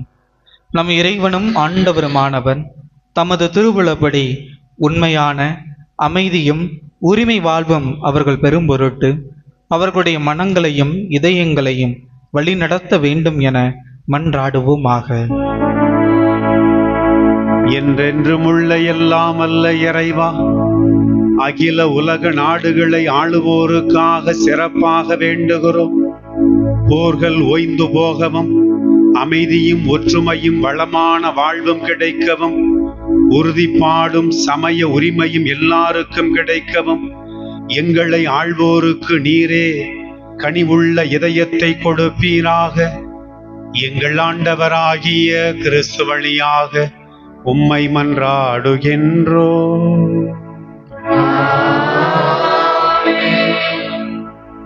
அன்புமிக்க சகோதர சகோதரிகளே, துன்புறும் அனைவருக்காகவும் எல்லாம் உள்ள தந்தையாகிய கடவுளிடம் மன்றாடுவோம். தவறுகள் அனைத்திலிருந்தும் உலகை தூய்மைப்படுத்தவும், பிணிகள் நீங்கி பஞ்சம் ஒழியவும், சிறைகள் திறக்கப்பட்டு தலைகள் தகர்க்கப்படவும், வழிபோக்கர் பாதுகாப்பு பெறவும், பயணம் செய்வோர் நலமாக வீடு திரும்பவும், நோயுற்றோர் நலம் பெறவும், இறக்கின்றவர்கள் மீட்பு பெற வேண்டும் என்று மன்றாடுவோமாக. என்றென்றும் உள்ள எல்லாம் அல்ல இறைவா, துயருவோருக்கு ஆறுதலும் வருந்துவோருக்கு திடனும் நீரே. எத்தகைய துன்ப வேளையிலும் உம்மை நோக்கி கூவி அழைப்போரின் வேண்டல்கள் உமது திருமுன் வருவனவாக. அதனால் தங்கள் தேவைகளில் நீர் இரக்கத்துடன் துணை புரிவதைக் கண்டு அவர்கள் எல்லாரும் மகிழ்வார்களாக. எங்கள் ஆண்டவராகிய கிறிஸ்து வழியாக உம்மை மன்றாடுகின்றோம். அமர்ந்து கொள்வோம். திருச்சிலுவை ஆராதனை நிகழ்வு இப்போது தொடங்குகிறது. அன்புக்கினியவர்களே, சிலுவை நம் ஆண்டவர் இயேசு நம் மீது கொண்ட அன்பின் சின்னம். அவர் நமக்காக செய்த தியாகத்தின் சின்னம். தன் மரணத்தின் மூலம் அவர் நமக்கு பெற்று தந்த மீட்பின் சின்னம். நமக்காக நம் தெய்வம் எதையும் செய்வார் என வெளிப்படுத்தும் ஆறுதலின் சின்னம். விண்ணையும் மண்ணையும் இணைக்கும் தெய்வீகத்தின் சின்னம். மொத்தத்தில் தன்னையே தரணிக்கு தந்த நம் தலைவர் இயேசுவின் சின்னம். எனவே அவர் வழி தொடரும் கிறிஸ்தவத்தின் சின்னம், கிறிஸ்தவர்களின் சின்னம். திருச்சிலுவையை உற்று நோக்கும் போதெல்லாம் நம் ஆண்டவரின் பாடுகளும் மரணமும் நம் நினைவில் நிழலாடும். இவ்வேதனைக்கு காரணமான பாவத்தை விட்டு விலக நம் உள்ளம் உறுதியேற்கும். அவரை போலவே பிறர் வாழ நம்மையே அர்ப்பணிக்க இச்சிலுவை நம்மை அழைக்கும். எனவே இத்திருச்சிலுவையில் வெளிப்படும் இறை பிரசன்னத்தை உணர்ந்து அதனை ஆராதனை செய்ய அன்னையாம் திரு அவை நம்மை அழைக்கிறது. அதனை உணர்ந்து பக்தி உணர்வுடன் இயேசுவின் பாடுகளை தியானித்தவர்களாய் திருச்சிலுவை ஆராதனையில் பங்கேற்போம். அனைவரும் எழுந்து நிற்போம். எழுந்து நின்று திருச்சிலுவை இருக்கிற பக்கத்தில் அனைவரும் திரும்புவோம். நீங்கள் நிற்கிற இடத்திலிருந்து திருச்சிலுவை இருக்கிற பக்கத்தில் திரும்பி நின்று அருள் பணியாளர் இந்த சிலுவையை உயர்த்தி பிடித்து முதல் முறை இப்போது பாடப்போகிறார். பாடகர் குழுவோடு சேர்ந்து பதில் மொழியில் பங்கெடுக்க அன்போடு அழைக்கிறோம். திருச்சிலுவை மரமிதோ இதிலேதான் தொங்கியது உலகத்தின் மீட்பு. வருவி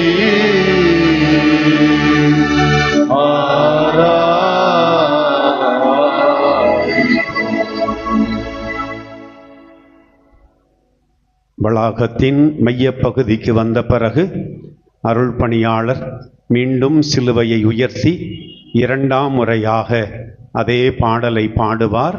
நாமும் பாடகர் குழுவோடு சேர்ந்து பதில் மொழியை சொல்லி இறை அருளை சிறப்பாக வேண்டுவோம்.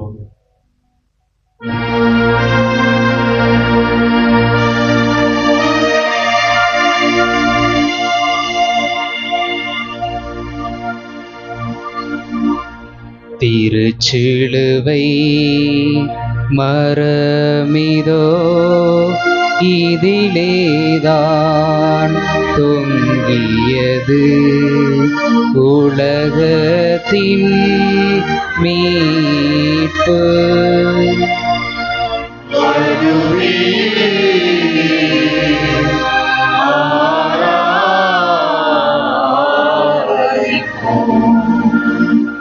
மூன்றாம் முறையாக அருள்பணியாளர் பீடத்துக்கு சென்று மக்கள் பக்கம் திரும்பி முழுமையான இயேசுவின் பாடுகளின் வெளிப்பாட்டை நாம் பார்க்கிற வகையில் சிலுவையை உயர்த்தி பிடித்து மூன்றாம் முறையாக அதே பாடலை பாடுவார்.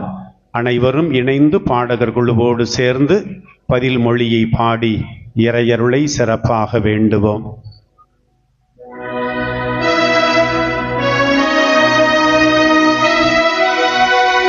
திருச்சிலுவை மரமிதோ இதிலேதான் தொங்கியது உலகத்தின் மீட்பு.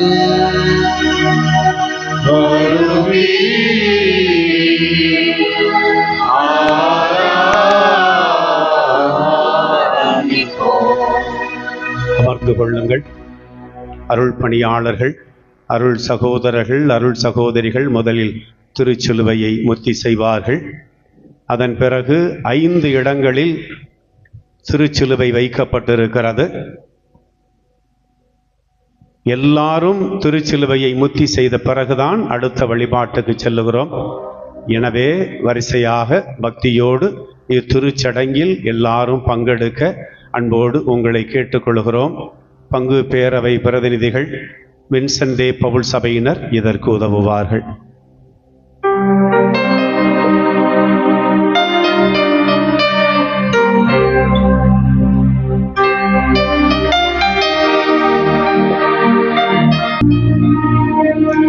ஆரவோனை செங்கடலில் ஆழ்த்தி எழுப்பி நின்று உன்னை விடுவித்தே, நீயோ என்னை தலைமை குருக்களிடத்தில் கையளித்தார். நானே உனக்கு முன்பாக கடலை திறந்தேன், நீயோ எனது விழாவை ஈட்டினாலே திறந்தாயே. என் மக்களிடமே நான் உனக்கு என்ன செய்தேன் சொல், எதிலே உனக்கு துயர் தந்தேன், எனக்கு பதில் நீ கூறிடுவாய். மேகத்தூணில் வழிகாட்டி உனக்கு முன் நான் சென்றேன், நீயோ பிலாத்தின் முற்றத்திற்கு என்னை இழுத்து சென்றாயே.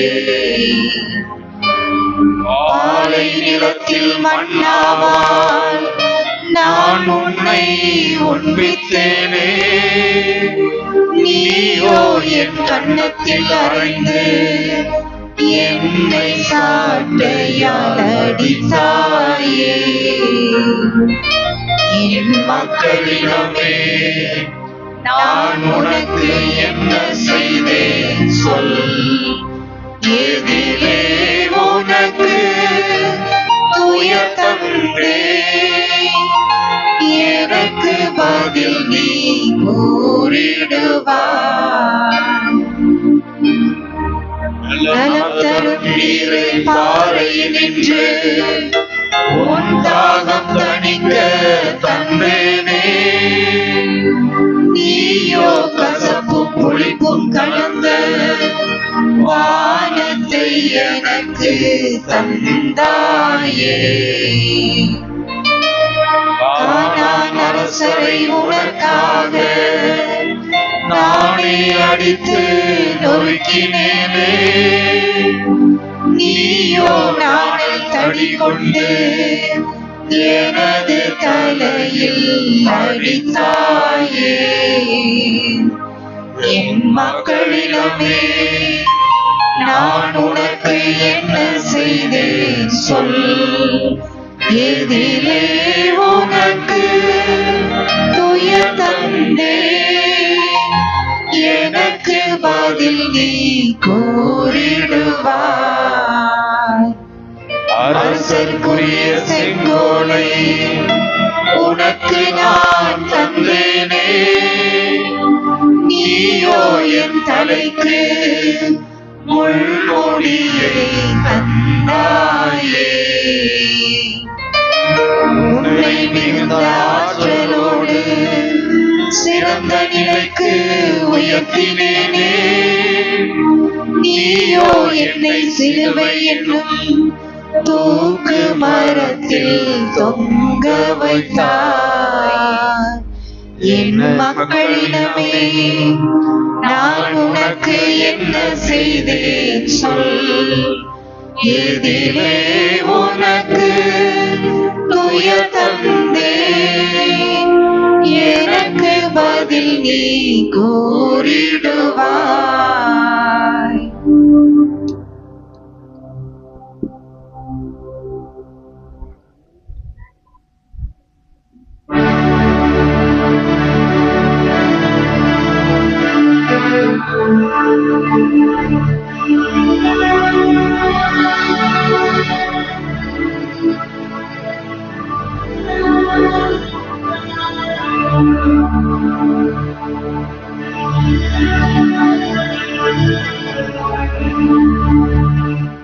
முள்முடி நோகுதோ தேவனே, இரத்தமும் அடியுதோ சிரசினில்.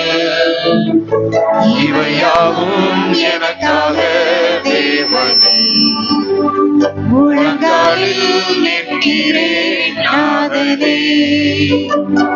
முள்முடி நோகுதோ, இரத்தமும் வடிதோ சிரசினில். இவையாவும் எனக்காக முழங்காலில் நிற்கிறேன் நாதனே.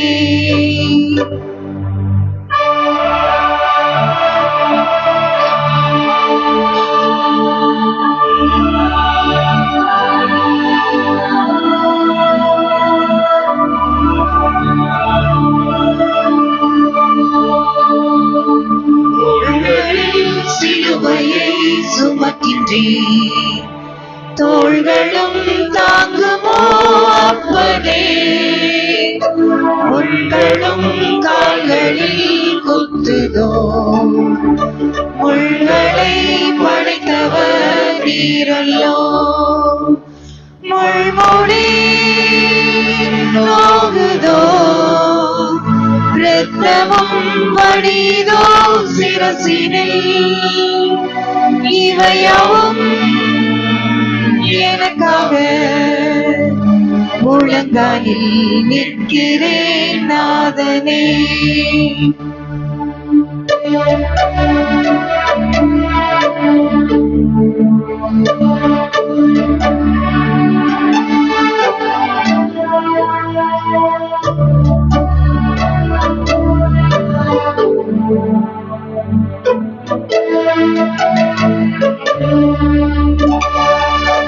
கைகளில் ஆணியால் குத்தினர், வலிக்குதோ கைகளும் இயேசுவே.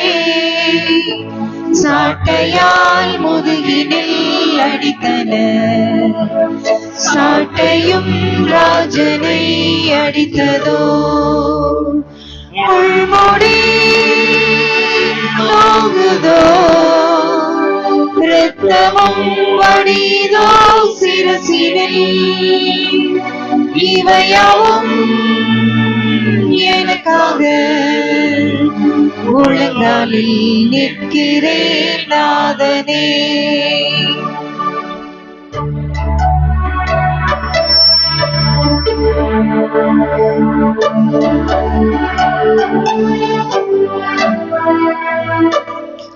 அடியார் தாகத்துக்கு தந்தனர். தண்ணீரை படைத்தவர் நீரன்றோ, தண்ணீரும் கண்களில் கொட்டுதோ, துடைப்பவர் யாருமே இல்லையோ.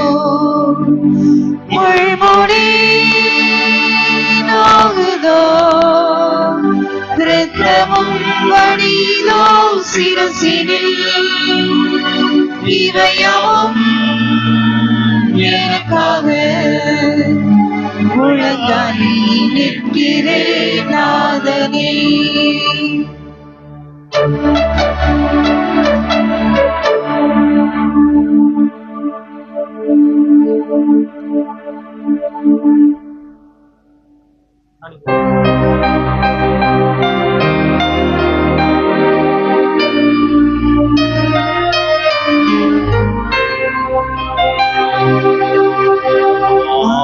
ஆணி கொண்ட உன் காயங்களை அன்புடன் முத்தி செய்கின்றேன்.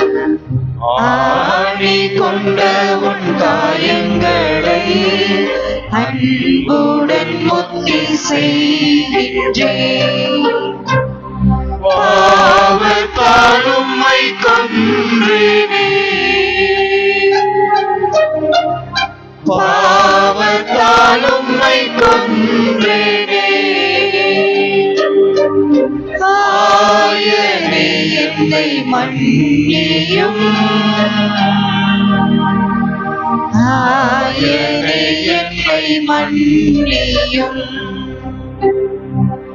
ஆணி கொண்ட உன் காயங்களை அன்புடன் முத்தி செய்கின்றேன். வலது கரத்தின் காயமே, வலது கரத்தின் காயமே, அழகு நிறைந்த ரத்தினமே, அன்புடன் முத்தி செய்கின்றேன். ஆணி கொண்ட உன் காயங்களை அன்புடன் முத்தி செய்கின்றேன்.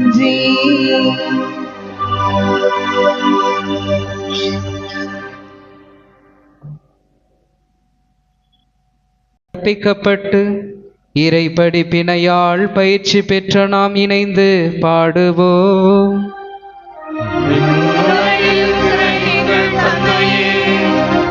உமது பெயர் தூயது என போற்ற பெறுக, உமது ஆட்சி வருக, உமது திருவுளம் விண்ணுலகில் நிறைவேறுவது போல மண்ணுலகிலும் நிறைவேறுக. எங்கள் அன்றாட உணவை இன்று எங்களுக்கு தாரும். எங்களுக்கு எதிராக குற்றம் செய்வோரை நாங்கள் மன்னிப்பது போல எங்கள் குற்றங்களை மன்னியும். எங்களை சோதனைக்கு உட்படுத்தாதேயும், தீமையிலிருந்து எங்களை விடுவித்தருளும். ஆண்டவரே, தீமை அனைத்திலும் இருந்து எங்களை விடுவித்து எங்கள் வாழ்நாளில் அமைதியை கனிவுடன் அருள உம்மை மன்றாடுகின்றோம். உமது இரக்கத்தின் உதவியால் நாங்கள் பாவத்திலிருந்து எப்போதும் விடுதலை பெற்று யாதொரு கலக்கமுமின்றி நலமாயிருப்போமாக. நாங்கள் எதிர்நோக்கி இருக்கும் பேரின்பத்துக்காகவும் எம் மீட்பராகிய இயேசு கிறிஸ்துவின் வருகைக்காகவும் காத்திருக்கின்றோம். ஆட்சியும் வல்லமையும் ஆட்சியும் என்றென்றும் உமதே. இதோ இறைவனின் செம்மறி, இதோ உலகின் பாவங்களை போக்குகிறவர். செம்மறியின் விருந்துக்கு அழைக்க பெற்றோர் பேறு பெற்றோர்.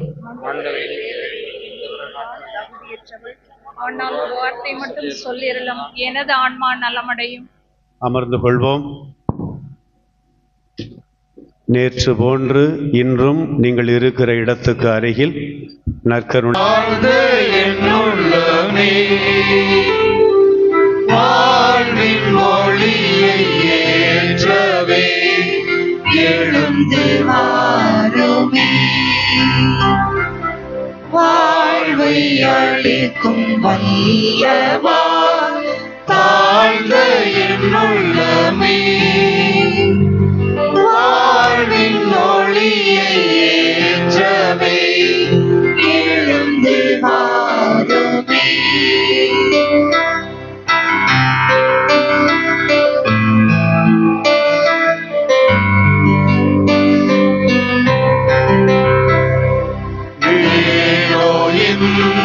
பாசமே ஏழை என்னிடமே. ஏனோ இந்த பாசமே ஏழை என்னிடமே. எண்ணில்லாத பாவமே புரிந்த பாவிவே. வாழ்வை அளிக்கும் வல்லவா வாழ்ந்த என்னுள்ளமே. வாழ்வின் ஒளியை ஏற்றவே எழுந்து வாருமே.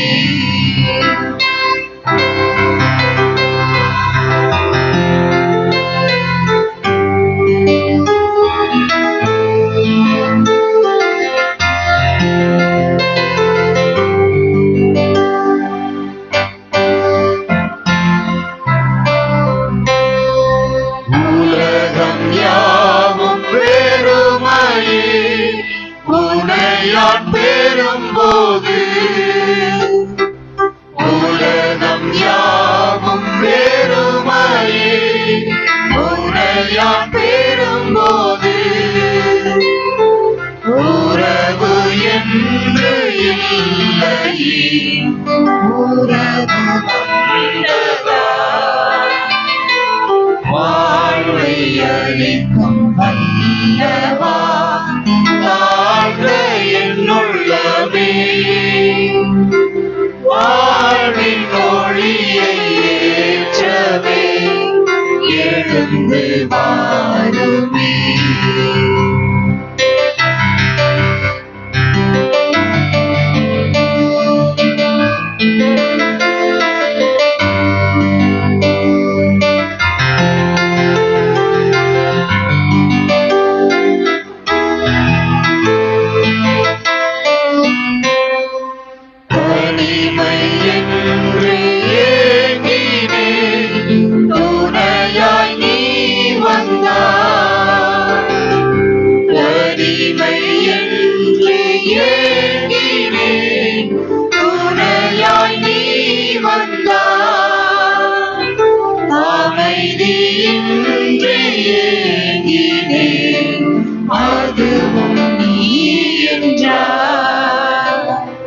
வாழ்வை அளிக்கும் வல்லவா தாழ்ந்த என்னுள்ளமே.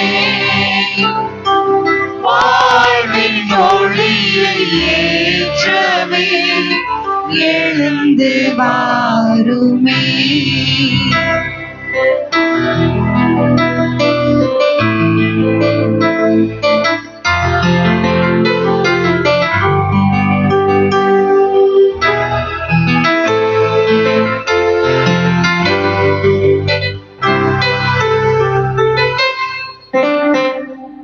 எந்த மன்னர் உம்மை போல் பொங்கும் அன்பினார். எந்த மன்னர் உம்மை போல் பொங்கும் அன்பினார். வந்து எமது நடுவிலே வந்து மகிழுவார். வாழ்வை வல்லவா தாழ்ந்த என்னுள்ளமே வாழ்வின் மொழியை ஏற்றவே எழுந்து வாருமே.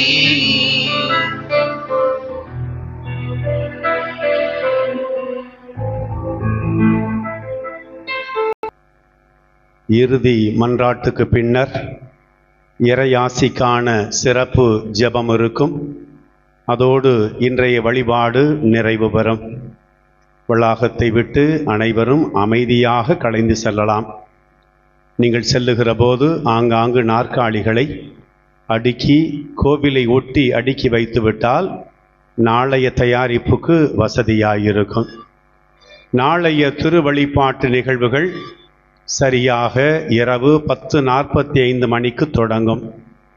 எனவே சரியான நேரத்துக்கு வந்து முழுமையான வழிபாட்டு கொண்டாட்டத்தில் நீங்கள் பங்கெடுக்க அன்போடு உங்களை கேட்டுக்கொள்கிறோம். நாளைய தினம் உயிர்ப்பு பெருவிழா நள்ளிரவு திருப்பலி 10:45 மணிக்கு தொடங்கும். எல்லாருடைய கைகளிலும் நாம் திருமுழுக்கு பெற்றபோது எடுத்த வாக்குறுதிகளை புதுப்பிக்க வேண்டியிருக்கும். மெழுகுதிரிகள் இருப்பது நல்லது. கோவில் வளாகத்தில் மெழுகுதிரிகள் கிடைக்கும், பெற்று பயன்படுத்தி கொள்ளலாம். இறையருளை தொடர்ந்து வேண்டலாம். அனைவரும் எழுந்து நிற்போம். இறுதி மன்றாட்டிலும் இறுதி ஆசிக்கான ஜபத்திலும் பங்கெடுத்த பிறகு அமைதியாக இங்கிருந்து கலைந்து செல்லலாம்.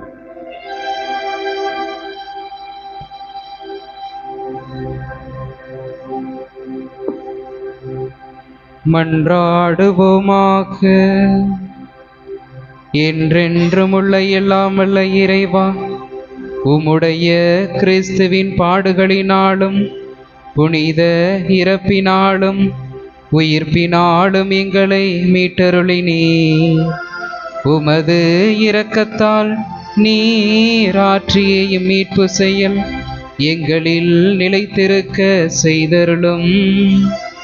இவ்வாறு இம்மறைபொருள்களில் பங்கேற்பதன் வழியாக முடிவில்லா இறைப்பற்றுடன் வாழ்வோமாக. எங்கள் ஆண்டவராகிய இயேசு கிறிஸ்து வழியாக உம்மை மன்றாடுகின்றோம்.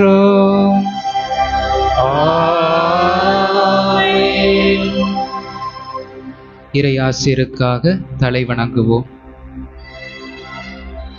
ஆண்டவரே, தங்களது உயிர்ப்பின் நம்பிக்கையில் உம் திருமகனின் சாவை நினைவு கூர்ந்துள்ள உமக்கள் மீது உமது ஆசி நிறைவாய் இறங்கிட உம்மை வேண்டுகின்றோ. அவர்களுக்கு மன்னிப்பு கிடைப்பதாக, அவர்கள் ஆறுதல் அடைவார்களாக, புனித நம்பிக்கை வளர்வதாக, நிலையான மீட்பு உறுதி பெறுவதாக.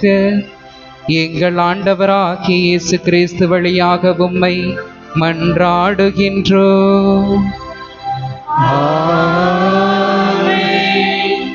இன்றைய வழிபாட்டு நிகழ்வுகள் இதோடு நிறைவு பெறுகின்றன.